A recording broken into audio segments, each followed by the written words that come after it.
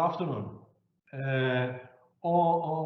Please feel welcome to our last session of this innovation webinar that Tecnicelpa organized.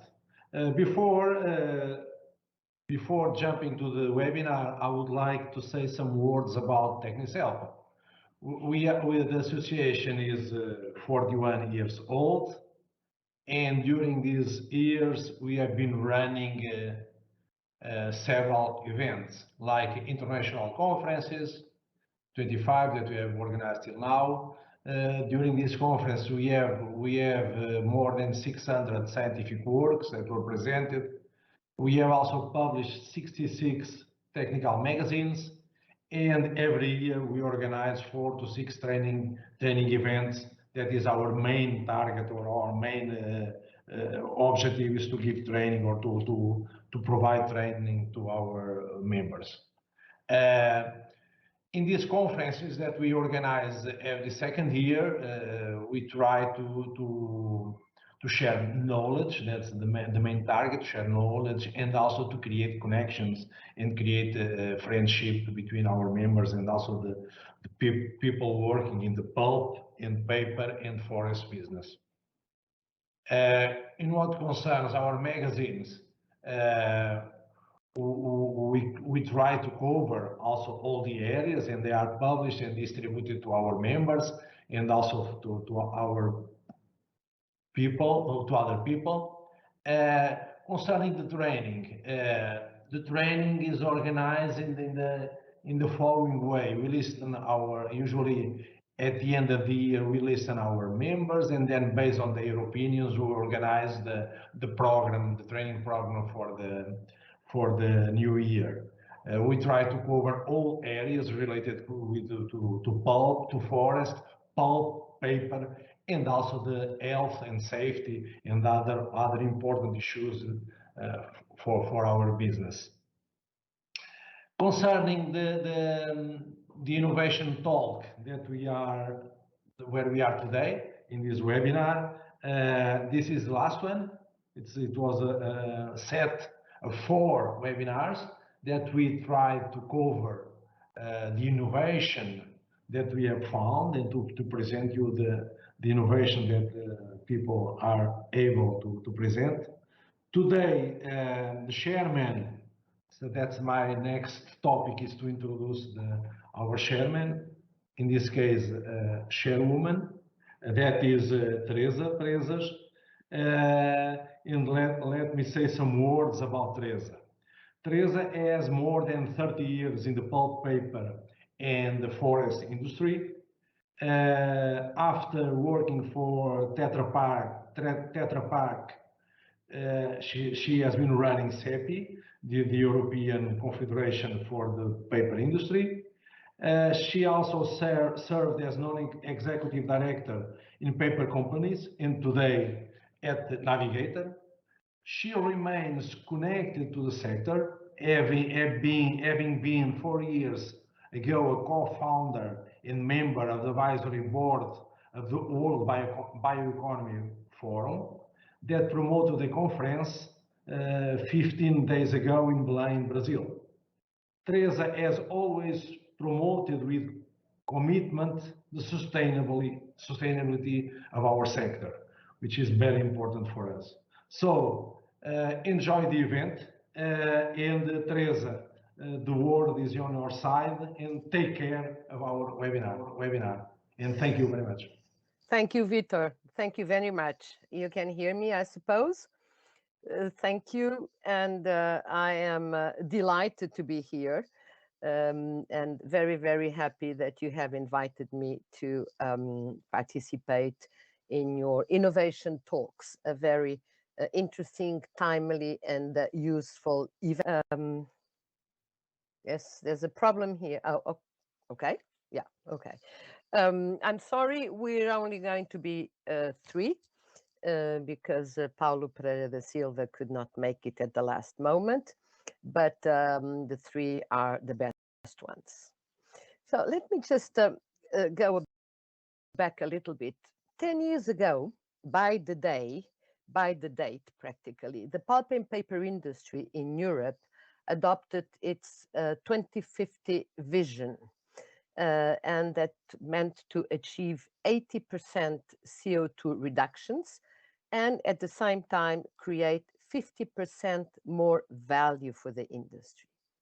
It stated to do so by getting the highest possible value from resources, from wood, virgin pulp, and recycled wood fibers. The sector was really well advanced, a pioneer in anticipating global trends and promoting innovation to move forward.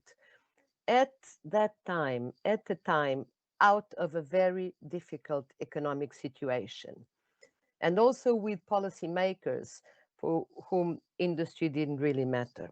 Not that it matters a lot today, but at least they pretend so. But anyway, this is another story. So the industry identified then what are today mandatory principles: natural-based solutions, bioeconomy, neutral carbon industry, circular economy. All these are, if not mandatory, they're about to become mandatory. So where are we today? The pulp and paper mills convert today efficiently wood and forest residues, as well as waste streams, into cellulose, pulp and paper products. Byproducts are burned to recover chemicals, produce heat and electricity, and then upgrading efficiency and new bioproducts. All these are on the way. So what else can we expect? And that is what we want to take out of the discussion today. We cannot remake the world, but we can point at some of the paths that the companies, the industry are taking or would like to be supported to taking them. Innovation is driven by value creation, by customers' demands, by legislation, and it's also driven by the major challenges, as I mentioned before: climate change, resource use, demographics, urbanization, and you name it, a lot of other topics of our times. So, having said that, I would like to start our panel, and I will introduce each one of the speakers. Each one has 15 minutes to make his presentation, and after 3 times 15 minutes, we will open the floor, or rather the teams, for questions. Okay, so we will start with Gabriel Sousa. He's the Executive Director for Innovation and Technological Development at ALTRI Group, and he is responsible for coordinating all innovation, research, and development activities at the ALTRI Group. He has over 18 years of experience on forestry, pulp, and paper industry, with focus precisely on innovation, technology, and then operational development and research roles. He worked previously in Pori Management Consultant, today AFRY, in London, and before that in a research center in Portugal. He holds an MBA from Porto Business School. He graduated in chemical engineer from the Faculty of Engineering from, again, Porto University, and holds also a post-graduation master's in pulp and paper engineering from the University of Beira Interior. So 18 years, I think we are all here in this panel. I think we have spent quite a few years in the industry. So Gabriel, please, the team is yours.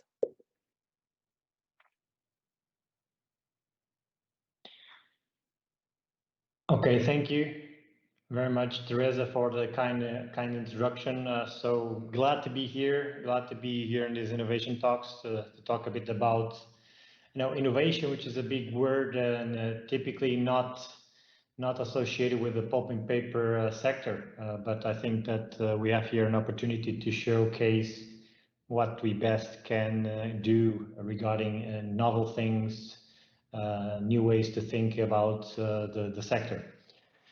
So probably I'll start off just introducing a bit about the ALTRI group. I think that a lot of you already know ALTRI as a business, but it's always good to remember where I'm coming from and where ALTRI is coming.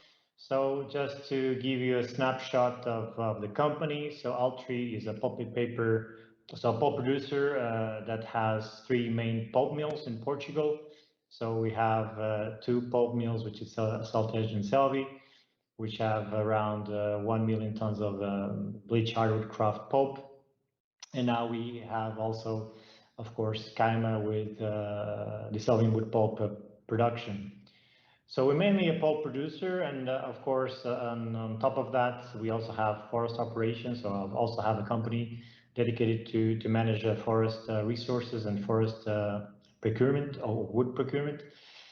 And then finally, but not least, we also have energy business, which has had some recent developments. So our energy business has become Greenvolt, and Greenvolt has also become a company which is also now listed in the Portuguese stock market. And currently, after the IPO, ALTRI owns about 60% of the company.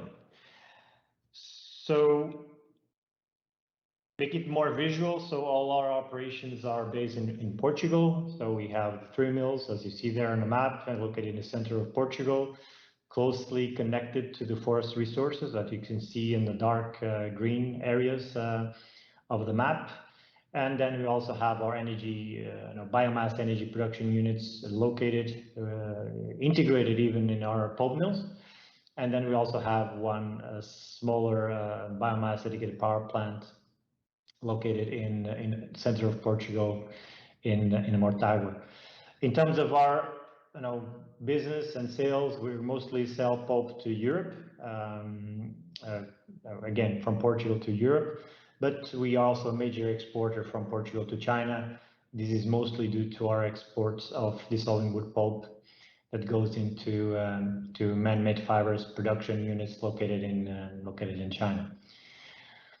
So this is basically our portfolio and brief introduction about what ALTRI is. Now, really, I'd like to touch bases on what ALTRI or innovation at ALTRI is as well. So looking a bit about how we look at innovation. And first of all, just a few preliminary notes. So we don't believe that innovation is limited to innovation department. Of course, innovation should be spread out all the organization, but of course, we also have a department that tries to promote and foster innovation within the company. And of course, innovation can be a lot of things, but this 6 axis is basically what we try to do here at innovation. So for one hand, we try to look at new products and develop new products. We try to look at processes and technology and try to develop and implement them within our assets. We also have the objective to monitor state-of-the-art technology, state-of-the-art businesses, state-of-the-art practices, and also businesses. We're constantly looking after assessing new businesses, new opportunities that can again add value to the company.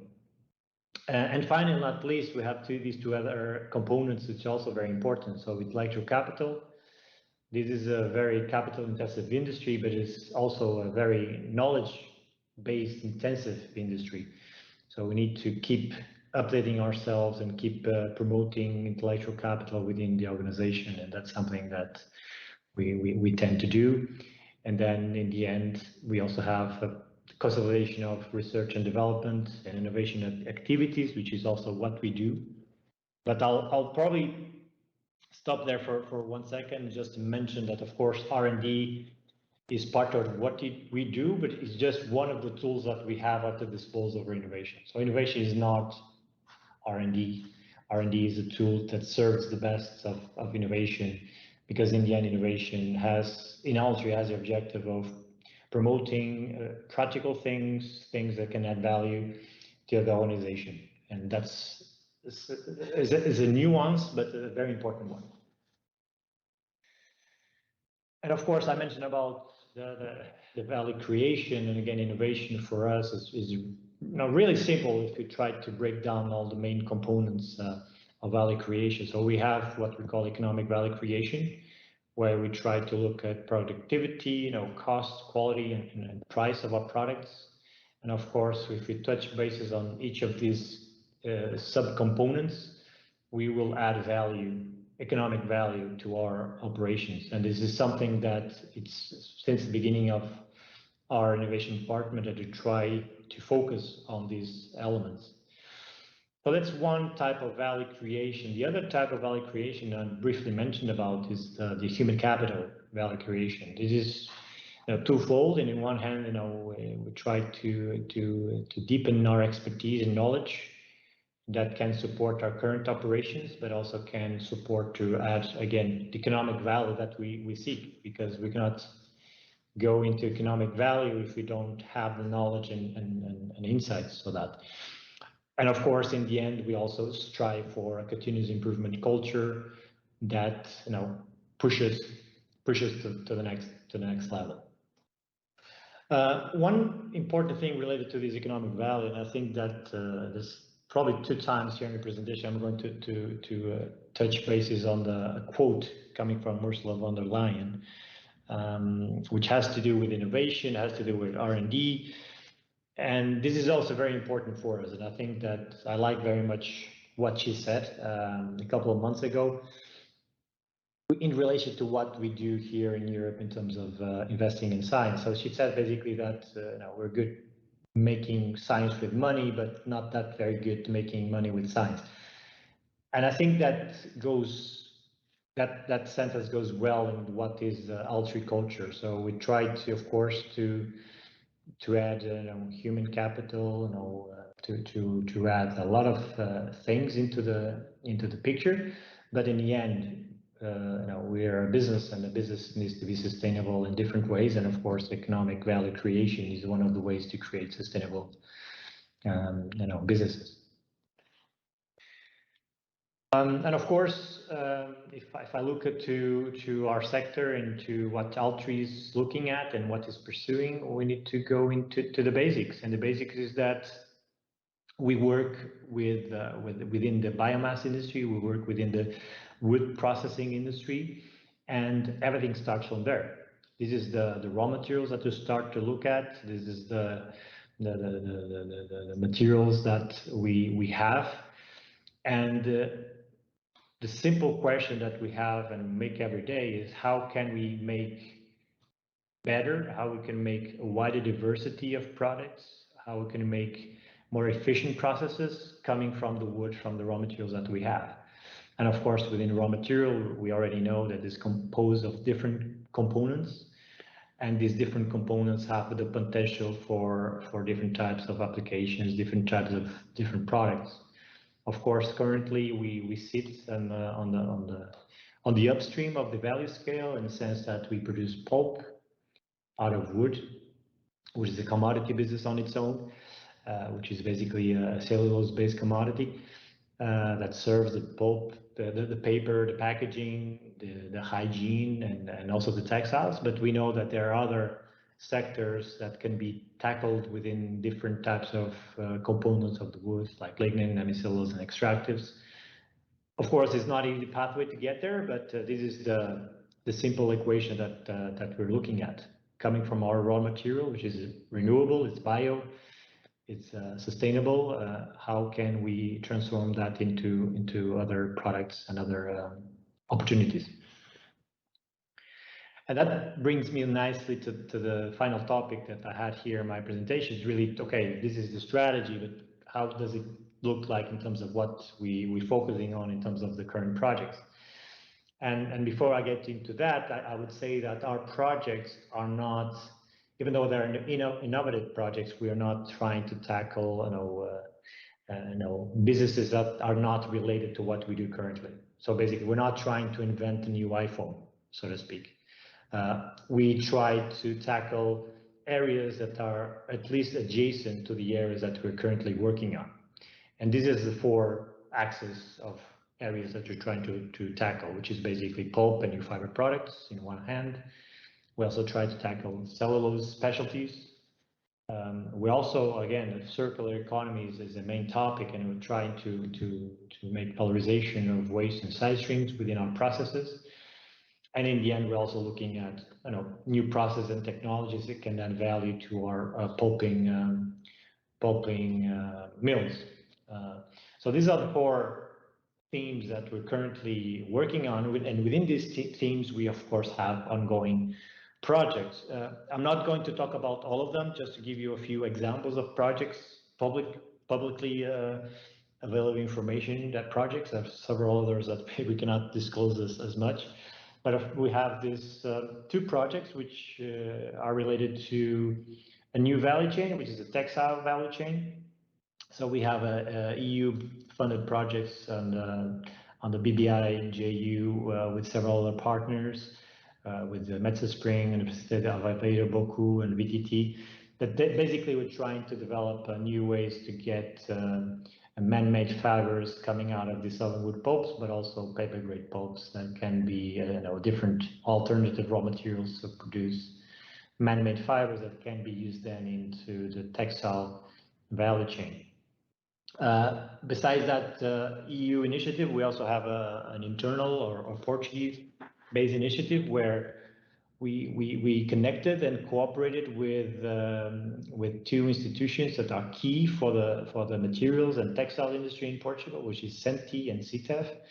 So we have also this project ongoing that enables us to have a better understanding of application of our pulps into viscose and lyocell applications. Again, these are man-made fibers for textile applications. And these two examples, I think that shows nicely one element of innovation that we have, which is basically open innovation in the sense that we collaborate with our entities with different industries. And connecting the pulp industry with the textile industry is something that we believe is one key aspect going forward to the future, and specifically for Portugal, that we know we have a cluster of pulping industry, but also we have a cluster of textile industry. And I think this is strategic not only for us, but also for the country. We also have another project ongoing, which already actually just ended up, which is the possibility to create new products by recovering chemicals that we have on our side streams. It is just an example of producing potentially acetic acid and furfural from some of the side streams that we have on our Caima dissolving wood pulp mill. And this is basically a project that intends to technically prove that it's possible or not to recover and to purify these components so that we can add these two products as new products into our products portfolio. And this will be a very nice, again, addition to what we do. Also another projects, and again, we cannot go outside the world of new products without going into biocomposites, and we also have a funded projects for studying just that by using different types of materials that we have in our mills or waste materials that we have in our mills, try to check if we can produce some flexible packagings or rigid plastics for injection molding. And we have this project with some reference companies within the pulp and paper sector as well. We also partner up with Navigator company, with the Neto resins and Neto biopolymers, and also with C-Molds group, which is one of the main players in the molding sector in Portugal. Final but not least as well, some examples of waste and side stream valorization, some waste that we have into producing brown paper and packaging and board and cardboard. And this is something, again, that we're working with another paper company in Portugal, which is Papeleta, and different universities. So these are just an examples that we have. And just to finalize my presentation, I'm sure that I'm going too long here. Just to show brief case some trends that I believe will be important for innovation for our sector going forward in the future. So we have the single-use plastic directive, which is very timely for me to mention this. For instance, since Monday, it's not possible now in Portugal to use single-use plastics anymore, and this directive, of course, affects some of the materials that we all know that are single-use plastics, but can influence indirectly or directly the pulp business, because fiber-based packaging and fiber-based materials will have an opportunity to develop because of this. And of course, the pulp industry should be interested to know what will be happening in alternative materials, because this is a potential application for us and for other players within the industry. Then, of course, materials is one thing, but then energy is another, and we have the Renewable Energy Directive and the revision and amendment that has been recently made, and there are some striking proposals there that can also influence the utilization of biomass into energy or not into energy. And we all know that's a big discussion ongoing regarding the use of biomass for production of energy, and what should be the best use of biomass in terms of the cascading effect of the utilization of that biomass. So this will also impact our business and the way we look at opportunities for biomass and forward going forward. Again, EU budgets and the money of the European Union for innovation. Of course, we have now almost at hand the Next Generation EU, the Recovery and Resilience Program, but of course not to forget the EU long-term budget that is just right ahead, and of course for innovation, the Horizon Europe, the new innovation program that will replace the previous one. So there is a lot of funds available. Now the question is, should we be able to utilize them effectively or not? And again, coming back to the underlying question about making science with money, but we also need to make money out of science. Final but not least, of course, this is also very timely, taking into consideration what's happening in Glasgow this week. Financing of green initiatives. This is going to be very important going forward, but at the same time, we also need to understand that the green standards need to be very, very well met, but also very well defined, so that instead of green financing, we don't end up in what people are now calling greenwashing. And of course, ALTRI Group has been at the forefront of green financing, and in 2019 we already issued some green bonds to support some of our developments on the energy production out of biomass. So this is just some trends that I think that would be useful to discuss in this panel. So again, sorry for some of the extended presentation, but I think I'll be looking forward to discuss with you. So thank you, and looking forward for the discussion. Thank you, Gabriel. Thank you very much. It was indeed very, very comprehensive presentation. You started by saying that innovation can be a lot of things. I think innovation, there's one thing that innovation is, and that is change. And it's change in business models, change in value chains, you mentioned it, change in markets, and also change in culture, company culture. So we will come back to that. We will come back to that. So thank you very much. I would like now to ask Carlos to come in. Carlos Pascoal Neto. He is a full professor of the University of Aveiro, and he is now the General Director of RAIZ, which is the Forest and the Paper Research Institute, the R&D Center of the Navigator company. He has been Vice Dean of the University of Aveiro for cooperation with society, innovation, technology transfer, and entrepreneurship. Formerly, he was director of the chemistry department of the University of Aveiro. Carlos teaches and in research activities have been focused on forest products, chemistry, and technology. yeah, he has coordinated and participated in several research projects. And Carlos is also, among other activities, scientific activities, he is a member of the International Organizing Committee of the European Workshop on Lignocellulosics and Pulps.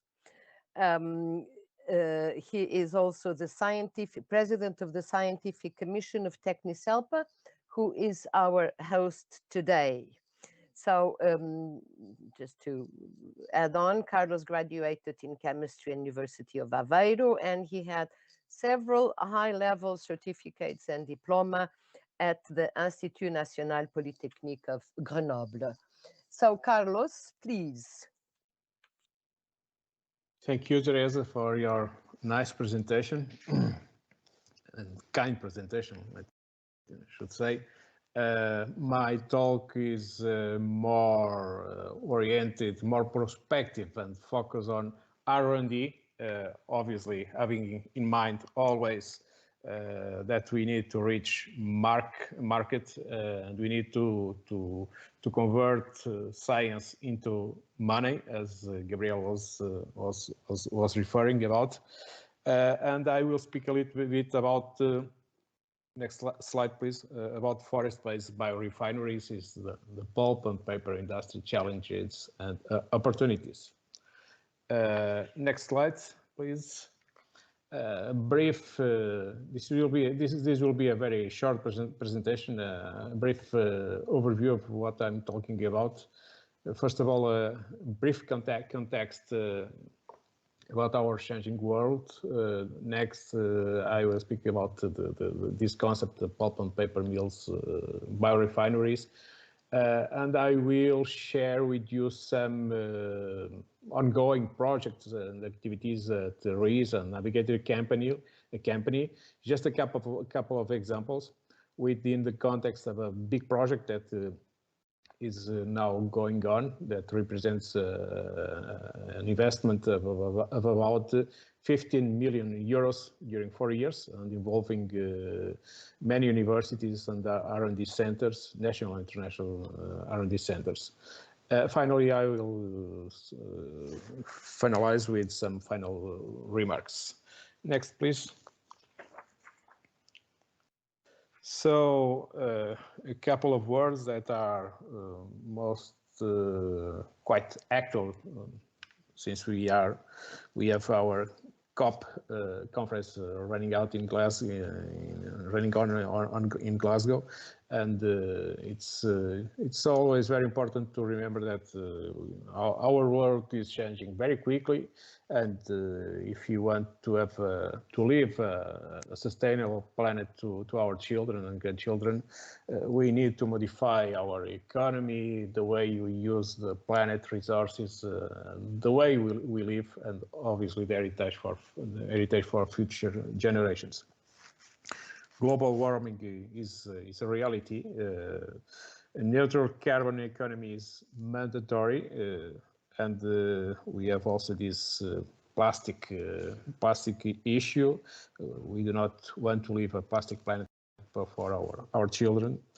And the last but not the least, fossil resources will not last forever, even they are quite useful for humankind, but they will not last forever, and are not ubiquitous. So the use of natural resources is the alternative.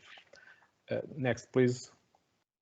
And within this context, obviously, forest and forest-based industries will be decisive to tackle the threats and challenges to the life on Earth. Forest, and let me emphasize particularly fast-growing plantation forests and forest products are among the most important carbon stocks in planet.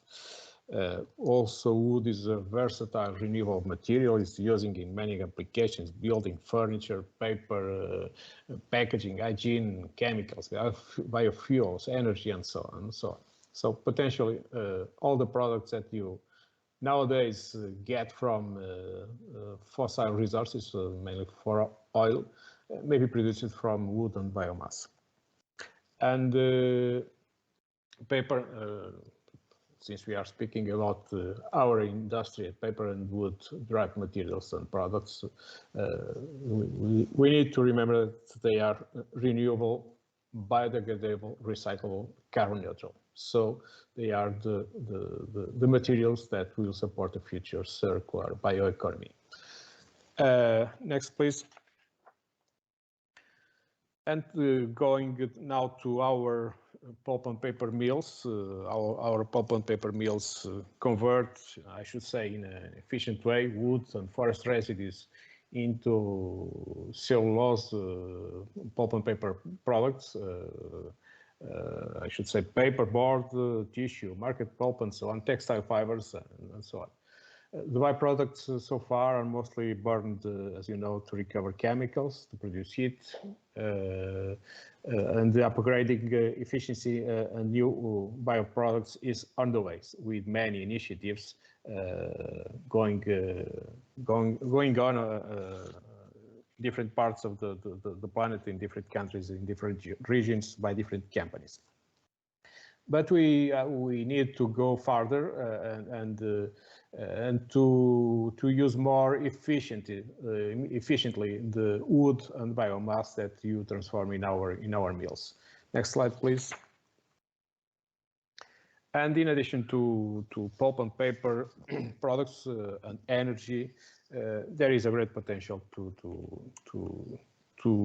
produce new fiber-based products, biocomposites, and so on, using cellulose fibers.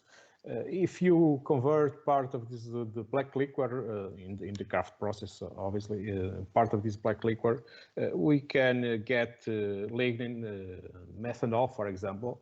If you look as wood or, let's say, residual biomass that we are using in the process, we can make the deconstruction of this biomass and wood into the main wood components, which are cellulose, hemicellulose, sugars that are the main components of cellulose and hemicellulose, lignin and extractives. So we have a great potential to use these wood components and pulping byproducts to develop a new generation of bioproducts, biochemicals, biofuels. As I mentioned, we have been involved, RIES and our partners, supported also by the Navigator company, in a big project that involves public and private funding, representing about 15 million euros in the last 4 years. And I will share some examples of some results, without going too far, about what we have been doing and where we think there are some potential to develop new bioproducts. Next slide, please. The first example is to use let's say the extractives from biomass, and particularly since in Portugal we are using eucalyptus as the main wood source. Eucalyptus is very rich in this type of compounds, both in leaves, in the barks, and in wood. These products that are extracted particularly from leaves and from barks are of a tremendous value as bioactive compounds that can be used as fragrances, cosmetics, in applications in nutraceuticals, pharmaceuticals, and medical applications. For example, the essential oils from leaves are being tested in retarding the Alzheimer's disease. Just an example about the potential of these products.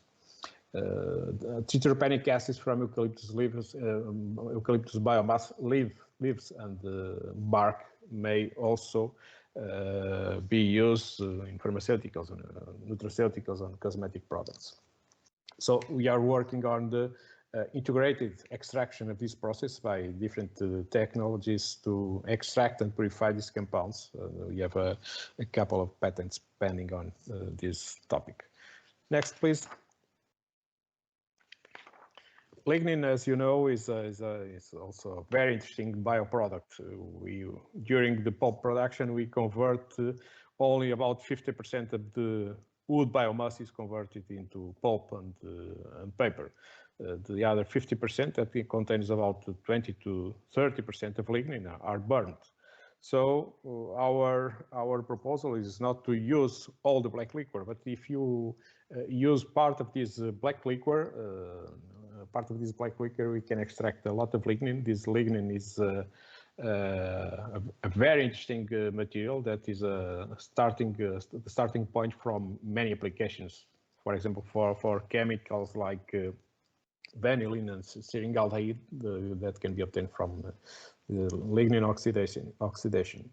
We can also use this lignin to produce polyols and use these polyols, for example, to produce polyurethanes, foams, thus substituting the polyols that came from petrochemistry.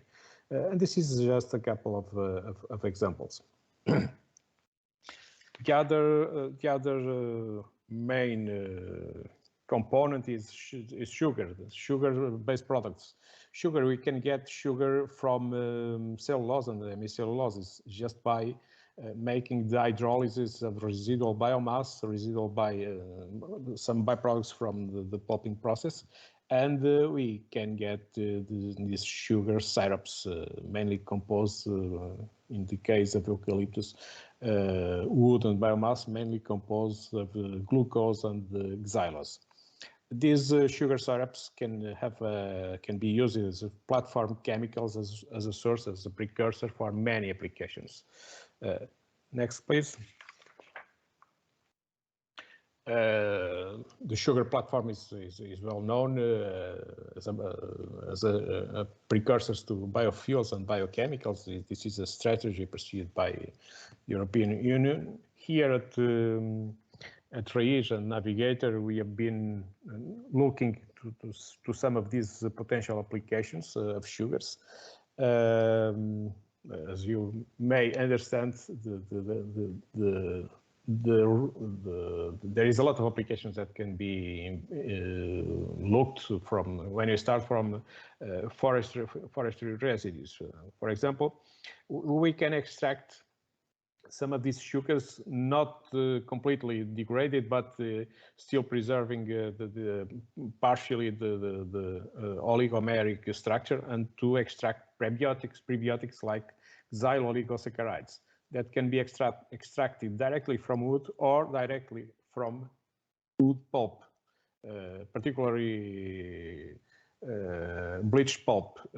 These prebiotics have a tremendous potential market for in the nutraceutical market.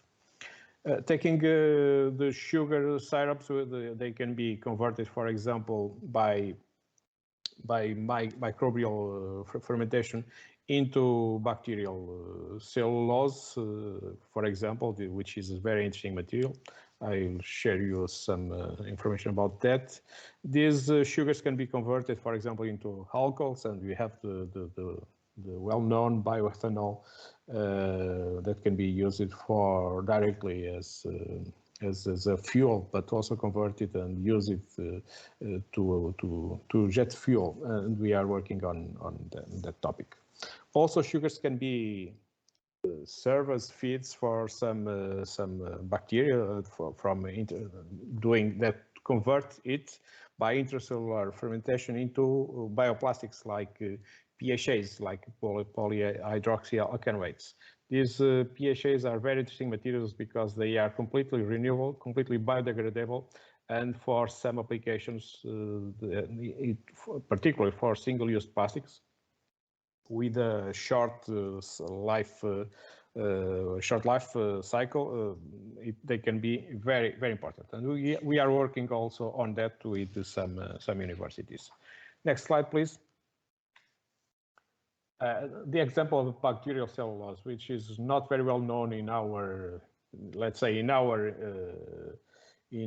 community, the pulp and paper community, but bacterial cellulose is very interesting because it's a source of nanocellulose, pure nanocellulose, that is produced from sugars. Sugars, it's very interesting because we convert sugars, cellulose from wood and biomass into sugars. We give these sugars to some bacteria, and the bacteria convert again these sugars into cellulose, but convert let's say the millimetric scale cellulose that we have in fibers, and convert it into nanometric celluloses.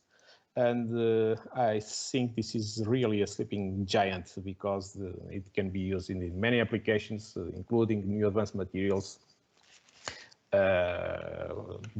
Bio nanocomposites can be used as food additives in cosmetics, health applications, and also in paper properties improvement, mainly barrier and strength properties in paper production. Next slide, please.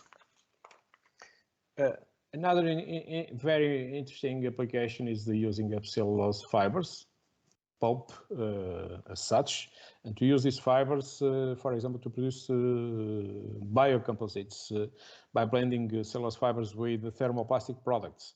What do you get? We get some pellets that can be used for plastic industry for many applications, thus reducing the discharge of plastic in the final product. Obviously, if you use not the petro-based plastic, but if you use bioplastic, you will have a fully natural and biodegradable product which is very interesting for many applications. The range of applications is very wide, starting from the automobile industry, goods that we use in everyday life. For example, filaments for 3D printing, toys, a lot of applications. We are testing that. Next slide, please. Cellulose can be also, wood-based cellulose fibers can be also deconstructed from its millimetric scale to nanometric scale, and we have been working a lot in the last 10-15 years about nanocellulose. Nanocellulose is also a sleeping giant. It's still a very expensive material, but there is here an open field for new applications, and some of them are already a reality. In fact, what you do is converting this millimetric structure, this fiber, into fibrils, microfibrils, nanofibrils. On the right, you have exactly the sample of nanocellulose gel produced on this equipment, which is a high-pressure homogenizer that involves a lot of electric energy, but also some chemical or enzymatic treatment. So I do believe it's also a sleeping giant. Nanocellulose is already used in many applications. There is still already a market. It's a short and modest market, but with the high rate of growing in the forthcoming years. As you can see for these forecasts for 2018. The applications so far, most of them are paper and boards. Microfibrillated particularly is already used in many companies to develop strength properties on paper and barrier properties. But also some of these nanocellulose is already, for example, to produce biocomposites, among other applications, including food products. Next slide, just a slide to remember that in fact this can be a reality. On the left, you have an old model of Mercedes that 20 years ago already they were already using some biocomposites, and on the right you have a new concept car produced by Japan people, that is made entirely from plant and recycled agriculture waste with nanocellulose produced from these sources. So this is, I think, an inspiring slide showing that the future could be a reality in a couple of years. So to finish, some final remarks, and just to stress some of my thoughts. Our planet, our future generations are threatened, and we need to remember that climate change, greenhouse gas emission, the fossil-based non-recyclable plastic issue, well-being, wealth, and poverty growing gap with all these issues. We need to move to a neutral carbon circular economy. Forest and forest-based industry can be a key solution for that by stimulating a new forest-based bioeconomy. As I've shown, pulp and paper industries are moving to biorefineries, and this is also an opportunity for portfolio diversification. There are big number of issues going on these new bio-based products, and a big potential for growing markets worldwide. There are still some limitations because from the tech transfer perspective and application on market, these products are still competing with established fossil-derived products and technologies. For part of them, the economic viability is quite hard, and some of them are dying on the beach, so you need to overcome the valley of death. However, as has been said in the last few days, there is no way back. It is mandatory to pursue and intensify, I should say, consistent and aligned policy stimulating well-managed plantation forests cohabiting with conservation agriculture areas. We need to secure wood supply in Europe. That's very important. We need to promote public and private also sustainable R&D investment to pursue these policies, to implement positive and effective taxation policies to promote bio-based products, to promote public procurement policies stimulating bio-based products, and finally to promote the public awareness on the importance of the forest and forest-based bioeconomy, and as a citizens to maybe to change the way we live in the future. Thank you. Thank you very much, Carlos. Thank you. There is a huge, as we just heard, also a very comprehensive set of innovations or potential innovations. Sleeping giants. There's a lot of sleeping giants, as you said. It will be interesting to discuss what are the main barriers that are ahead to move forward in making reality of those, in waking up these sleeping giants. So thank you so much. We'll come back to that. Now I'd like to introduce David Poulson. David has also 25 years of experience in the paper sector, in the management, supervising numerous strategic assessments, due diligence, investment assessments, and other large and complex projects. Before he worked with the AFRY, which is formerly POIRI. He worked with the UK government in REP as its paper industry expert, and prior to that he worked in a paper mill as production manager. David has a Bachelor of Science in Paper Science with management from the University of Manchester, and also undertook some years research in paper and technical University of Dresden in Germany. David, please, can you take us through your presentation? Of course, yes, and thank you very much for that introduction. Perhaps just a word on our company name, so there's no confusion there. Our company is old, but the name is relatively new. So we've been called AFRY for 2 years now. It feels like a very quick 2 years. Before that, we were two businesses. One was a Swedish business called OF, and the other was a Finnish business we know as Puru. We're fully aware that in many parts of the world, people still call us Jaakko Puru, even though we haven't been called that for 17 years, and we treat that as a compliment, really. But our name is AFRY, and really the AF comes from the AF Swedish part of the business and the RY from the Puru. But we are still the same business underneath, but obviously one that is changing significantly with the times. And yeah, I'm going to talk today about some of those key changes that we're seeing. But I don't want to turn this into a corporate presentation, but just so you've got a really good view on who we are. We are 16,000 people globally, and we're very much a global business, although we do have a Europe focus, and even within that there's a particular Nordic focus. But we're across 50 different countries, a turnover of 20 billion Swedish crowns, so 2 billion euro, and we're listed on the Stockholm Exchange. We split our business into 5 areas.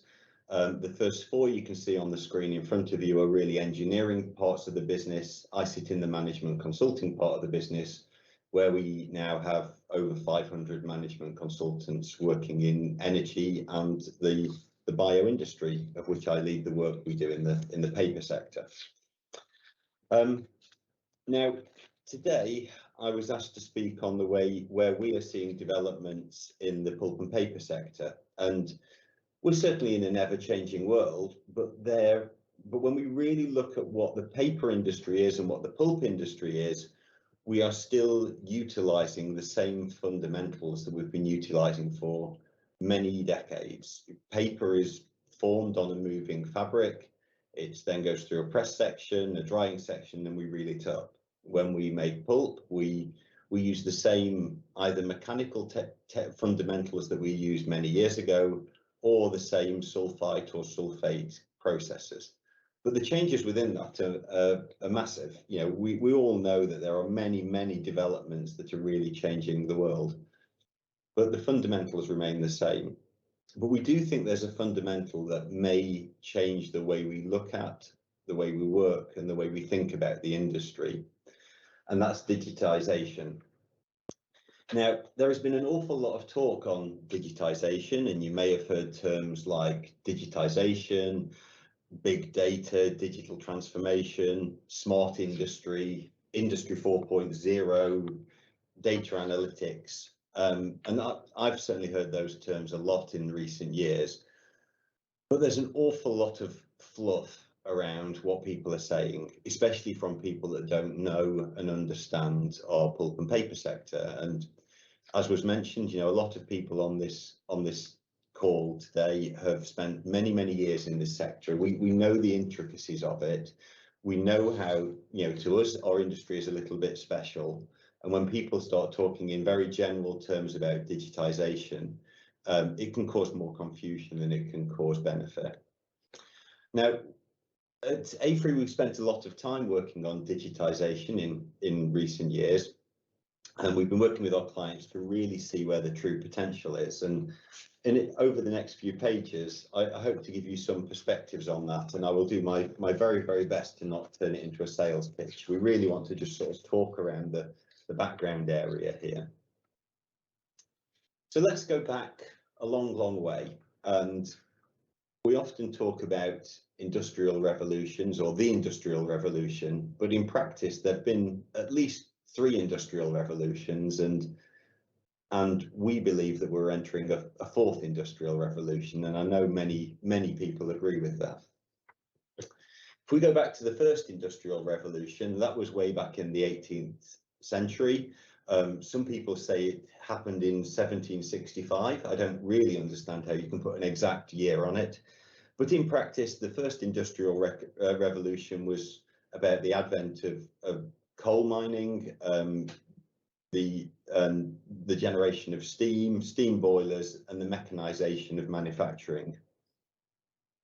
We then move on to the second industrial revolution, which we've defined here as mass assembly and electrification, but there was a lot going on. There was the advent of the combustion engine, telegraph, cars, and even moving into aeroplanes. Lots of people would say that that was the most significant industrial revolution, and I certainly wouldn't disagree with that. The world developed, and as we approach the end of the 1960s and really into the 1970s, we saw the advent of PLCs and robots, giving us what we would call the third industrial revolution. And this is where automation really started to play its parts.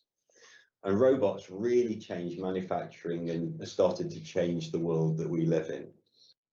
The thing with robots is, of course, they are absolutely brilliant at doing defined things. But if you ever try to see a robot pick up an undefined object in an undefined space, you suddenly start to realize the limitations of robots. But with increased data and increased intelligence, then far more things can be achieved. As I said, we believe we're entering the fourth industrial revolution now. And of course, because we're in it at the moment, the real magnitude of it and exactly where we sit in this revolution is a little bit unknown. But this is an industrial revolution driven by data, and it's data and digitization that we're talking about today. But what benefits can it really provide to us? And we would define those benefits as being fourfold. And I've listed the sort of the key points here and the way we would segment it. Now, the benefits are far more than the words on this page, but at least this gives some way of thinking about what is the output of digitization in our sector. If we look at the top left of the screen, you can see the words AI, artificial intelligence. So how can increased data help us in our business as well? Predictive maintenance, helping us run the plant better, more data processing can help us to debottleneck plants and increase productivity.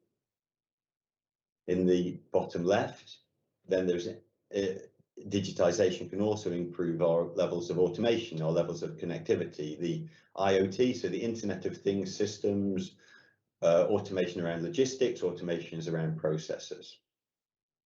To the top right, then if we get really good data and we can process that data and present that data back to ourselves and become a human interface with it, then we can start to see data in different ways, which enables us as humans to make decisions that the robots might never be able to make.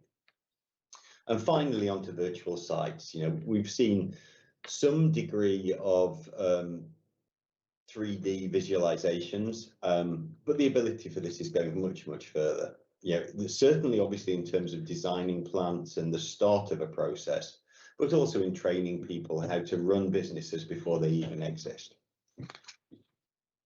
So that leads to the next question, which I think is a logical question, and that is, well, where on earth is the paper industry within this? And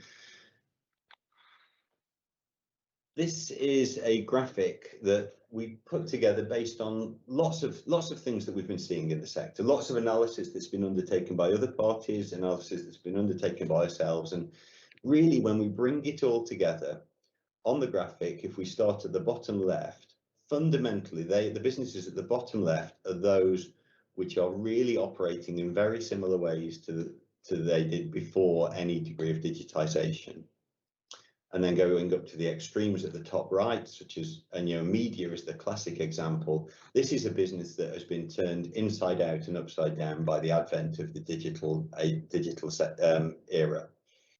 Tourism, thinking of the way that airports, aeroplanes, and hotel bookings and transport sector works. Again, it's an area that's been turned upside down.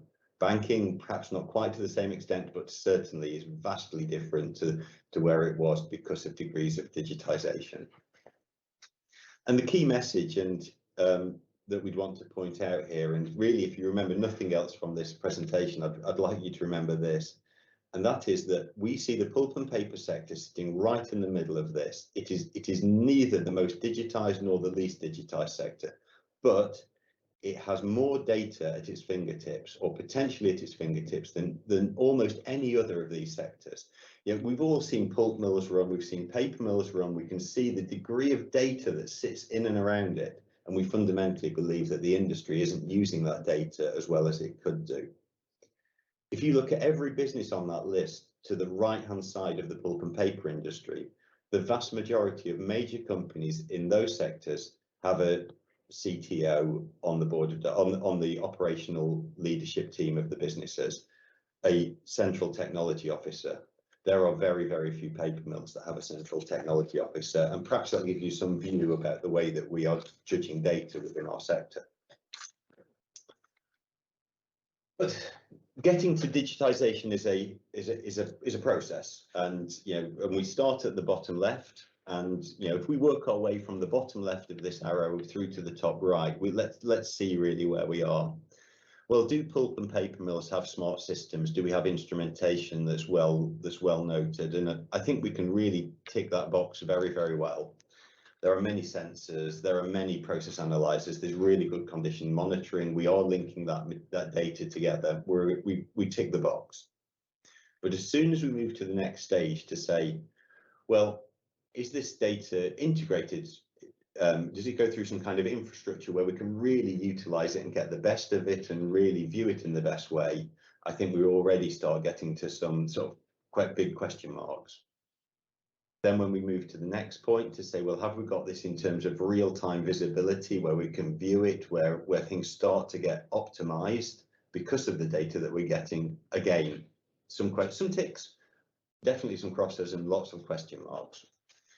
Then as we move towards advanced analytics and being able to really get systems to intelligently look at this information and make decisions based on the data, then I think this is somewhere beyond where we are as an industry sector. And then finally, when we get towards sort of autonomous operation and being able to operate in an autonomous way, yes, there are a few sort of small examples within an industry, within a business, within an industry, but it's very, very limited. This is the direction that we're going in, and there's a phrase that we use in England a lot. I don't know whether this translates to Portuguese or to other languages that we have on the call, and to be honest, it's a really bad translation of Voltaire, but it is, don't let the perfect be the enemy of the good. Yeah, we'd all love to be right at the top end of this arrow. We'd love to be here, but in practice, we won't make it. It's very, very expensive. It's complicated to get there, but we can get further than where we are at the moment. We need to keep moving further and further in this direction to digitize our industry. So what's the blueprint? What's the end game? Where would we ideally want to be in the most perfect world? Well, in the perfect world, and the more you dig into digitization, you hear this phrase, which is not one of my personal favorites, but we can't change the world, and that is that to get to a single source of truth. And what that really means is bringing all of the data that we've got together into one place. And you can define that data in three different ways. There's information technology, so IT, that's data that comes from ERP systems, from real-time planning systems, asset management. We have engineering technology, so we've got models, plant layouts, process flow diagrams, and then we've got OT, operations technology, where we've got MES systems, PLCs, DCS systems, QCS systems, condition monitoring, and bringing that all together with the right architecture to be able to process that data together, and doing that across the life cycle of a plant, from its conception through its installation, through its operation, through to the termination of a plant. We can use that through new sources of data and legacy information that we've got, and we can also utilize static information as well as real time. Again, I can't emphasize the point enough that this is the perfect scenario. We know that this is a perfect scenario that's very, very difficult to reach, and basically probably can't be reached in the vast majority of cases, but it shouldn't stop us moving in the right direction. I said, I'm very keen to not make this some kind of sales pitch. I'm really more keen to sort of talk about this and to field any questions that people have got. But to give you our perspective as a business, we operate something called Smart Site. That's our concept of the way that we see pulp and paper businesses, and actually businesses outside of the pulp and paper sector as well, operating. It really is a matter of bringing together cutting edge digital technologies, combining those with the deep sector knowledge that our client base has, and the experiences that we've got from working and spending all of our life dedicated to working in very, very specific sectors like in pulp and paper. But before I go, or before we move on to any questions, let me leave you with this. Fundamentally, digitization can mean many things, and a lot of work and research has gone into where these benefits can be, what it really means, what the different aspects of this are. And when we start to look at the very many different boxes across this page, it really starts to give a perspective on quite what a significant area digitization is, how many aspects of our businesses and our day-to-day life this can impact. And finally, at the bottom of the page, we've started to look at some true examples of where we've seen some major impacts coming from some of the benefits that we've seen, whether it's in engineering aspects, where we're looking at the way that people are maintaining and looking after their plants. The degree of digitization in supply chain is one of the highest of the lot. Maintenance can be very specific, but there are some big numbers at the bottom of this page, and they're taken from real examples. Just to be clear, we're not saying that if you fully digitize your plant, you will receive all of these savings. I mean, that would turn the world of our businesses upside down. But they are the kind of improvements that we are seeing in some real life cases for specific areas of digitization in and around this area. So I hope this has been helpful and interesting. It is a massive and complicated area. And like I say, over the years, we've seen a lot of fluff and a lot of questions here. What I really wanted to do was to just give you some perspectives that we've seen within our business as to what digitization means to the pulp and paper industry, and where we see the business heading as we go into the ever more interesting future. Thank you, David. Wow. That was also quite something. I just like to pick up on the perfect is it's the enemy of the good. All this that you have been showing us, it's really big steps, but at the same time, we need to take some simple and assertive steps, because it's important to allow business to reinvent themselves without losing their essence. So do you think this is just a matter of, it's just a financial issue that the industry doesn't move forward, or how do you see it? I'll start with you. I think it surprises us when we visit pulp and paper mills and we do assessments on them that there is so often in practically every case room for improvement, and whether that's room for improvement in the way that people are maintaining, the way that they're operating plants, and fundamentally it always comes down to the matter of looking at the information that's in front of you, make sure you're operating it in the right way and moving the business forward with it. As a business, we do a great job. We make a wonderfully sustainable product. We a whole array of wonderfully sustainable products that have got a really great future. And clearly some products have got a better future than others. But we've got an attractive and desirable array of products, and are moving very much in the right direction with that. It doesn't stop us being able to operate our businesses more efficiently, and that's really the key question. And it takes a lot of time and effort, and you can just imagine how much it must cost to try and put in a fully digitized paper mill. It becomes totally impossible, but it shouldn't stop us from taking a step back and trying to move in the right direction. And we believe the industry has got really great opportunities in that way. But in no way are we meaning that to be a slur on the industry, which we think is doing a wonderful job making fantastic products using amazing technologies. It's just an opportunity that still sits in front of us.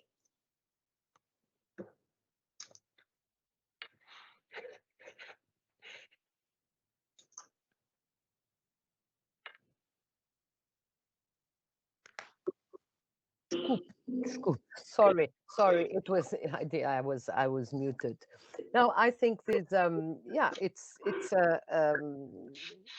it's a reason if you want, but we have Gabriel here who has been, and still is every day almost looking at paper mills, etc., from a different perspective. What do you think, Gabriel, about moving that far? What are the obstacles? Well, if we're talking about the digitization, picking up what David said, I think, again, David has mentioned that throughout his presentation. It's ambitious because there's a lot of things that you can tackle on. And taking my experience aboard from the past, what I've seen in different pulp and paper mills, pulp and paper sector is still making its way into this new realm of digitization, to the extent that even some mills, they're not even on Industry 3.0. I mean, some mills don't even have instrumentation. They're still relying on manual measurements. And even some of the mills that already have instrumentation in place, they just don't have the automation systems and control systems. So what we have here is already another layer of sophistication of control systems and organization. So it will take some time. It is a challenge. I think that you briefly mentioned about the barriers and resources to achieve innovation. And when we look at digitization, this is something that pulp mills, again, they're not used to, because the core of the business has always been the process engineering, the production, the operations. And digitization still comes a bit as a foreign topic. So we still need to have these small wins, small projects that can prove digitization value. And I think there are some examples, and David has mentioned some of the gains that you can have with some digitization measures. And I think those are key to even convince the key stakeholders from public paper companies to invest, because investment is required. If not money investment, it's time investment in order to proceed with this. I think to make my comment short, I think it's unavoidable that we need to go through that direction, but there are still significant barriers to overcome in order to achieve a fully Industry 4.0 system. Yeah. But I think it's interesting because we have heard from Carlos Enyo's presentation, and innovation seems to focus really on the product, on new products. How about upstream? It's also about innovation, the processes, and they are needed, as we are hearing, we just heard of. So, Carlos, what would you say to that? I should say that we are going, let's say, following our pathway quite slowly, but we are doing our way. And there are many reasons, I should say, to this slow path. And I'm speaking exactly about new products, new bioproducts that we are targeting. I should say that there are four main reasons. One first reason is technological. Obviously, there is still much work to do on efficient processes, deconstruction processes, fractionation processes. We need to reinvent new chemistries, new biochemistries. Think about, for example, ionic liquids or deep eutectic solvents. That is something that we are pursuing in the last 10, 15 years. We need to. There are still some gaps at this stage, this process, at this area. So the technological area is something that we need to pursue. We are not still there. We are not still there for many products. There are also some economical limitations, barriers. What I'm going to say is a blasphemy, maybe, but oil is still very cheap we can get everything from oil, okay, and this oil is still very competitive when speaking about wood and biomass products. There are also many political barriers, policy barriers. Taxations, we need to do a lot on that. Policy alignment, For example, in different countries, the alignment between economic and scientific investments in science. Sometimes they are not completely aligned. Looking at Europe, we have the Green Deal that. Are you listening to me? Yes, I am. At the European level, you have the Green Deal stimulating the decarbonization of the economy, supporting the role of forests. But when you go to the European Forest Strategy, the European Forest Strategy is not defending production forestry, and we need to defend forest production. And the final, but not the least, this is a social barrier. We need to promote the public awareness about the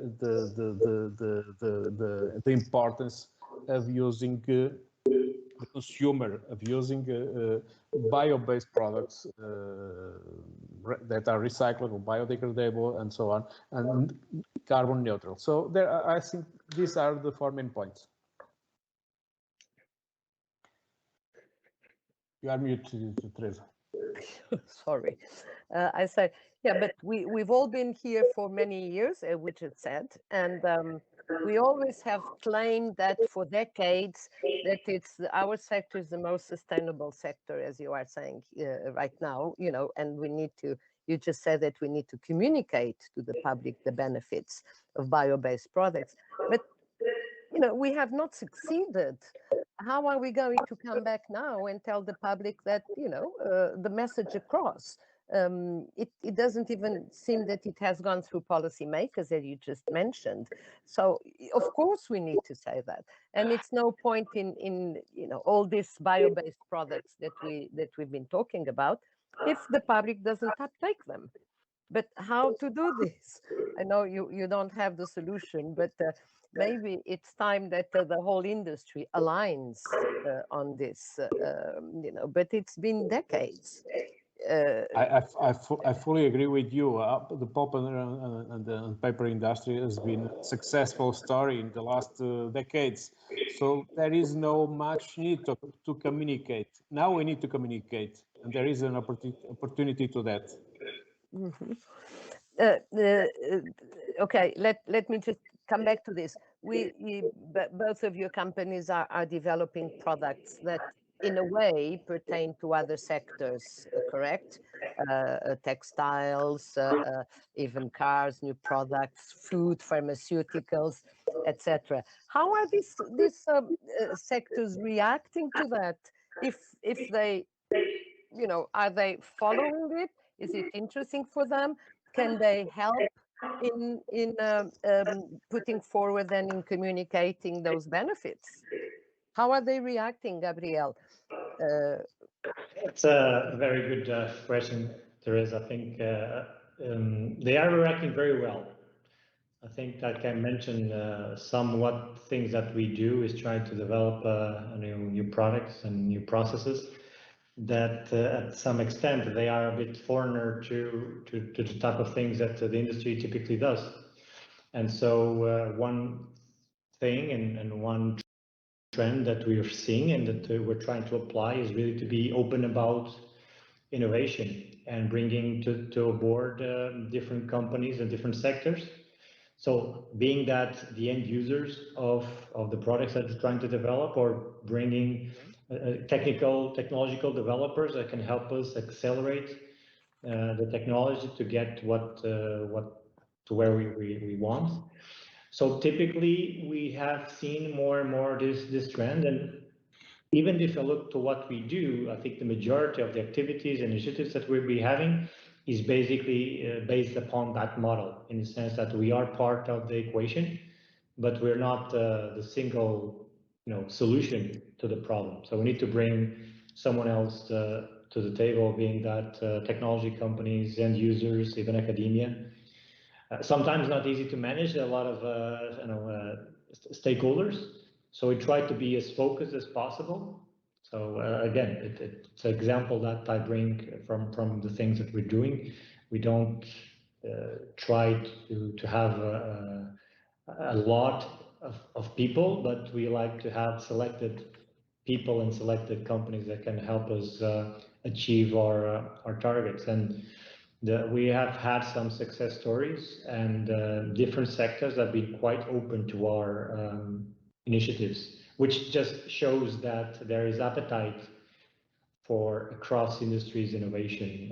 And I think that the example that I've brought in regarding connecting textile and pulp industry, that, I mean, if you look back 10 years ago to Portugal and where we have strong sector of pulp and strong sector of textile, there's no communication whatsoever between these two sectors. And now we're seeing that here, and we're seeing that across Europe and across the world. So I think that in that regard is a trend that is going to continue, this collaboration from different people in different sectors. Mm-hmm. Carlos, before I turn back to David, I mean, this collaboration, nobody, I mean, this change that we need, addressing these huge challenges, no one can do it alone, right? Today, everything is really interdependent, and what you've just showed us, it's an example. So, do you also find these difficulties in collaborate? Gabriel is telling us that the point is not collaborating with other sectors. The point is also difficult to collaborate with the universities, academia, technology companies. What is your take on this? You muted. Just like me all the time. Sorry. In this new era of the forest-based bioeconomy, collaboration, I think, is the key success factor for this topic. And I mean, at the level of the R&D, you need to involve multidisciplinary teams. You cannot do that only with chemists. You cannot do that only with biologists or engineers. You need to get all these people around. For example, when you are looking for in the production of biofuels, for example, from biomass, you need to get all this together, all these communities. So we need to collaborate with different disciplinary areas, with different R&D teams. And then we go to let's say, the maturity of the technologies are high and you are near the market. Obviously, you need to work together with other companies that are already in the sector. And believe me that we have been following this strategy. We have different partnering companies in the different for different applications for different areas, and we learn a lot with them. I think they learn also a lot with us, and this is truly collaborative work. So collaboration for me is the success, the key word for the success of this new bioeconomy. It's not only bioeconomy, David. Are you putting together the industry because you're a consulting company, correct? Oh no, what's this? What? I'm sorry, something happened here. Somebody called me from. No, from our side it's okay. No, but I cannot see you. I cannot see you. Somebody from Tecnicelpa called me, and then, of course, I think from Tecnicelpa. I apologize, I've lost you. Can you hear me? We can hear you and see you. Well, can you see me? I Yes. cannot see you. No, you know. Okay. No, I cannot see you.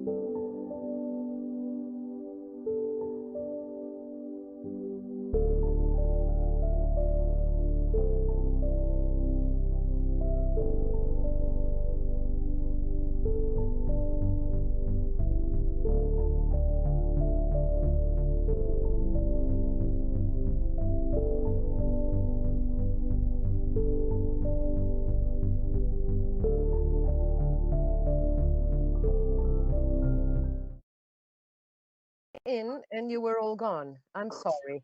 Can you hear me now? Okay. Yes. This is my ability with the technologies. But David, I was going to ask you. We were talking. Carlos and Gabriel were talking about how they collaborate with the sectors with whom they are, working, or towards whom they are working. Hopefully, and I'm Yeah. asking you, as a consulting company, you told us about technologies. So how do you put together, really in a good way, in an efficient way, to move forward, technology companies and your consultancy, the activities that you were showing us? All this requires technologies. Where are they? How can you bring them to the fore? Yeah. Companies, I'm talking. Okay. Yeah, and that's where, as a business, I have a massive benefit, because I look after a consulting part of the business in the paper sector. Although I've got a technical background, and most of my team here have got technical backgrounds, we've been management consultants for a long time. But in our business, of course, we've got 15,500 engineers as well, of which about 3,000 of those are focused on the pulp and paper industry. So we have this kind of natural internal collaboration, that when we start working with what are potential solutions, we've got our engineering support, and really it's our engineering support that knows, which of the technical suppliers to work with, and how we can sort of fit that all together to be what are the correct solutions. I'd love to be able to answer those questions myself, but like I say, I kind of stay in the management consulting part and leave the technical things for the technical people, and the more consulting things for the more consulting focused people.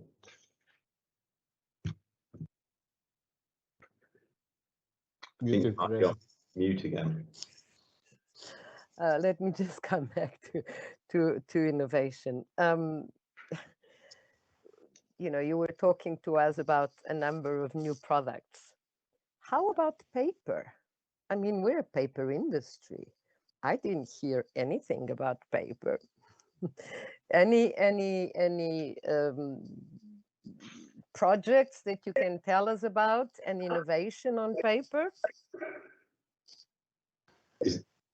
Who's the question to? Is it to me or no? No. Yeah, if you can say something about it, of course, happy to hear about it, because you didn't talk about paper either. You talked about the processes, where Carlos and Gabriel talked about, the end of the line. So the three of you can tell me a little bit about the innovations on paper.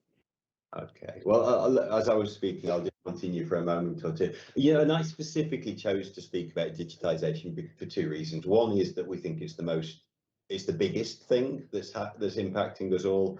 And the second side really is that when we start looking at where else we're seeing changes, whether that's a change in a technology for making paper or a change in a technology for making pulp, or some really interesting stuff with byproducts, or some interesting stuff with sort of new products. There's things happening in all of those areas. We just don't think they're quite as major as what digitization is. So that was why I focused on that. But it's not to say that there's not other products. You know, when we look at paper, one of the clear things that we're seeing at the minute is in terms of barrier coatings. You know, we think that's a really interesting area. You know, we can see that paper being used far more and more for food applications. With it being used more and more in food applications, then there's a need for the right kind of barrier coatings to enable the use of recycled materials, to enable the levels of recycling, and that therefore that really starts to take a very sustainable product to a new level with the right levels of barrier coatings. So we think that's a really interesting area. We're seeing loads of stuff happening around molded pulp. You know, it's probably the biggest growth area within the entire sort of pulp and paper sector. So if we're allowed to include molded pulp in there, that's, you know, there's some fantastic things happening in that area in particular. Some wonderful things have been happening in terms of security papers and security features. We've seen some major developments there. But when we look at the sort of and the tissue sector forever has been, you know, looking at ways to develop its products to make them more absorbent and softer and so on. So looking at the pure product viewpoints, yeah, a few really interesting things happening there. But of course, you know, there's not necessarily any major changes in things like cardboard box paper and magazine paper. And I'm sure producers of those grades would not be happy with me saying that, but we don't see the same degree of developments in those grades as we see in some of the specifics that I just mentioned. Thank you, David. Any comments?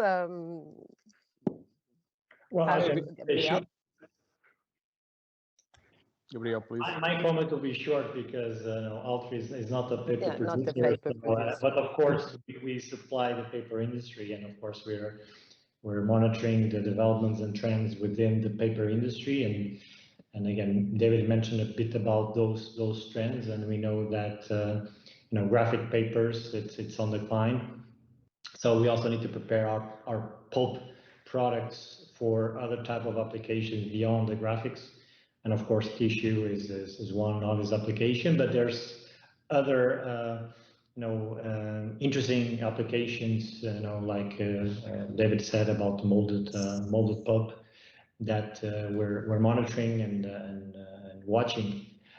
But of course, as I mentioned also in my presentation, we are looking at other alternatives for use for pulp, and of course, even beyond the paper value chain, which is basically the textile value chain. And I think that's another way of looking at pulp and fibers. Of course, they're pretty much sister applications for fibers, but paper and textile, I think they will still be having an enormous impact for the pulp industry. Even though we believe or think, or the common audience might think that paper is going to disappear, but we know the different applications, namely tissue packaging. And we heard yesterday the packaging innovation talks yesterday, very interesting, that shows that really we have a really widespread application for pulp fibers, from packaging to tissue, specialty papers, and of course the textiles. Thank you, Gabriel. Carlos, can you come in? Yes, maybe I could have some additional comments. First of all, let me say printing and writing papers will have still a brilliant future, because there are many studies, independent studies, that show that learning, I mean at school, at university, reading is still very, very, let's say, some benefits when compared to digital reading and writing. So paper will have its time and a brilliant future. Printing and writing paper. And as David and Gabriel mentioned, in the packaging sector, there is a huge potential, particularly for the substitution of single-use plastics obviously there is a lot of work to be done, because we need to have for the different applications, for flexible or rigid packaging, we need to have materials that are sustainable. And sometimes we have the temptation of combining some paper with some materials that are not really very sustainable, and you join two materials that at the end are not recyclable, are not biodegradable. So we need to find solutions to have let's say sustainable packaging products that have these barriers to oxygen, barriers to water, barriers to oil, but made with sustainable products. There are already some products on the market, some solutions. Some of them are not really so sustainable as can be claimed. So we need to work on that. Paper is also, someone mentioned that, but paper is also very interesting material on this new era of flexible electronics. Is a very interesting support for flexible electronics applications. And as you know, in Portugal, we have a very strong, let's say, group working on that. There is a collaborative laboratory on that, Alma Science, that wants to develop products based on paper, particularly flexible electronic for flexible electronic applications. And I think there is a brilliant future for that. But also the whole tissue products, we need to develop more sustainable tissue and non-oven products. I think there are brilliant future, particularly for health applications, for hygiene applications, but made with sustainable solutions. We've been talking about the products and technologies and machines, if you want. I'd like to talk about people. And Gabriel referred to the value creation of human capital. And I think this was, how it's very interesting, because we've been talking about so many different things, right? So many different areas and technologies, etc. This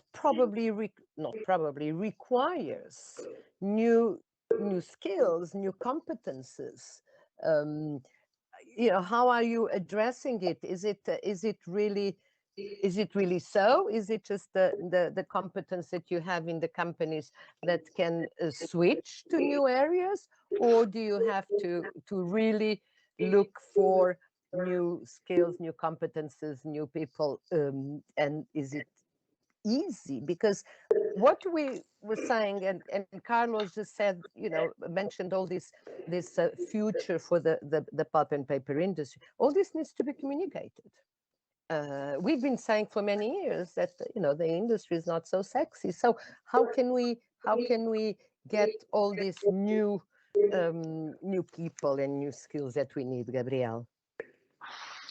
It's $1 million question. I think that pulp and paper in general is a knowledge-based industry, so you need a lot of knowledge to operate, optimize, and produce effectively pulp. And I think that with the new innovation developments, that's still true. And I think that I probably would say that knowledge is a new currency. So even if you're not talking about innovation and new developments, even the current status of pulp and paper, just to have the right knowledge in place for the same operations is already a challenge. So things like attracting talent, bringing up that talent, and retaining that talent, it is already a major challenge for the pulp and paper industry.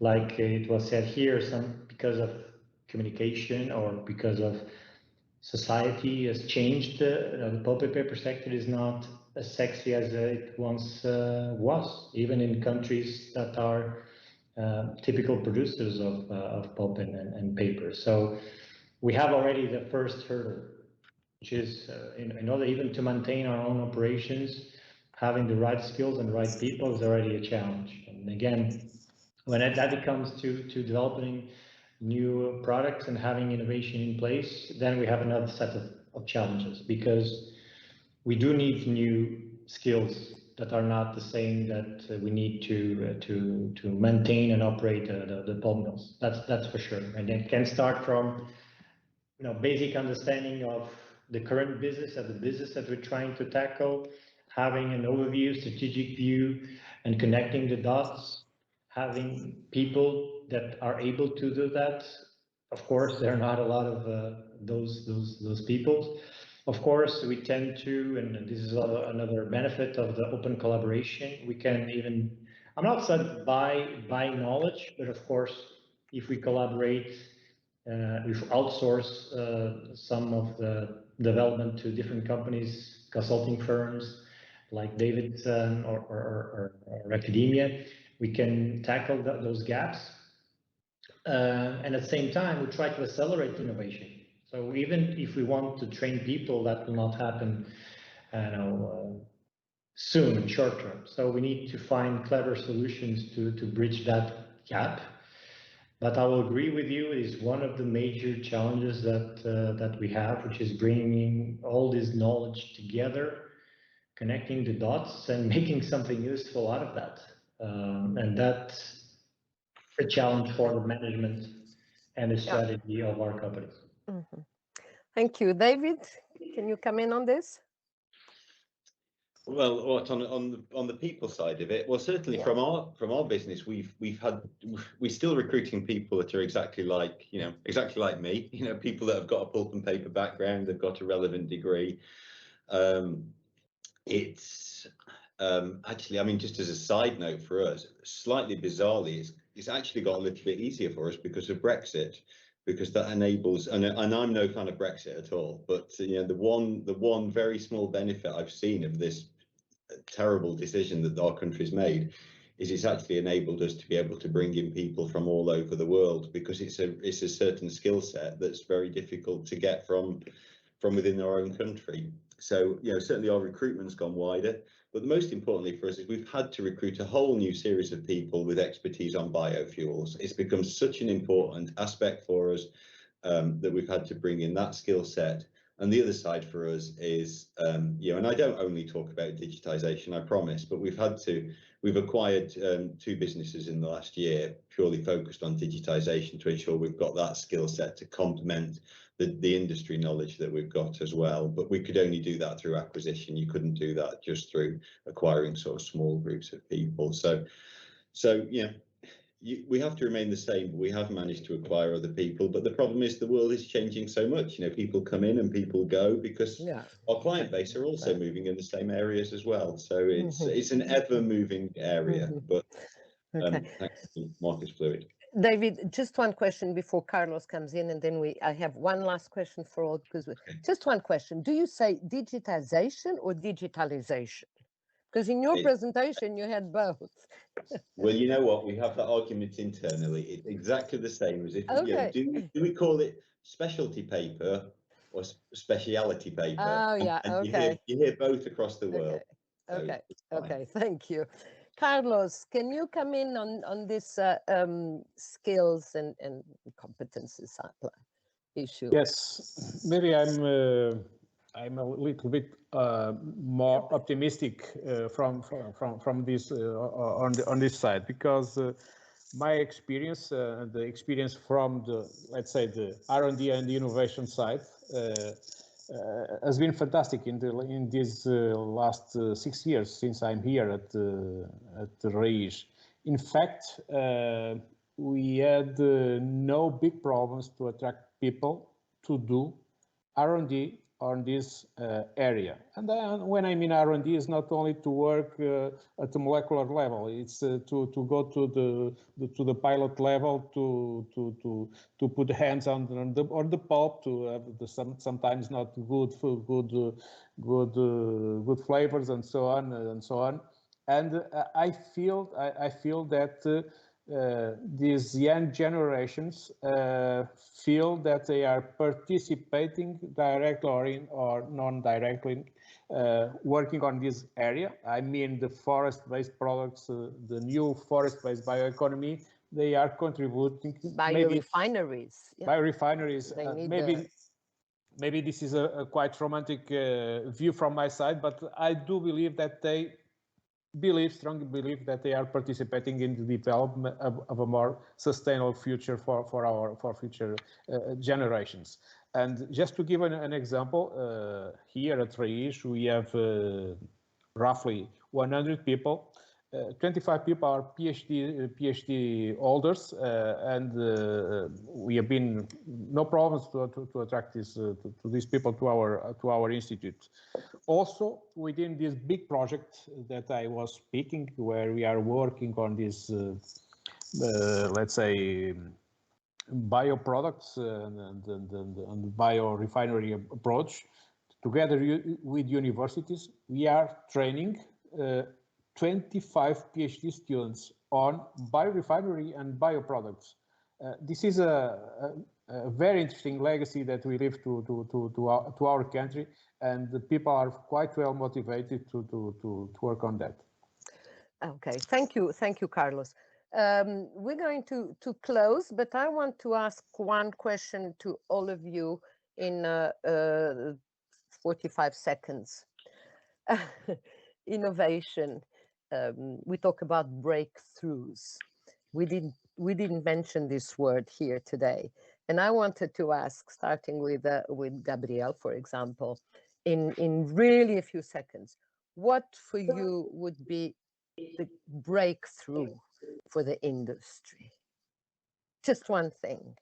Well, I was thinking about my mind. I think mindset is a breakthrough that the industry needs to have, which is something that we briefly touched upon, but I think that in a conservative industry, what has been valid in the past will not be valid in the future, and we need to change the way we do things and the way we approach things, and the way we also manage risk, because innovation comes with risk, and capital-intensive industries don't like that much of a risk. So having that mindset change is a key element for innovation, to do things in a novel way, do things that can have impact, because it's an ever-changing environment and a fast-paced environment of change.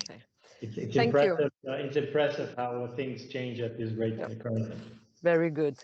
Carlos, you have time to think, you and David. So I have a very specific dream and a breakthrough for this industry. Is a technological breakthrough.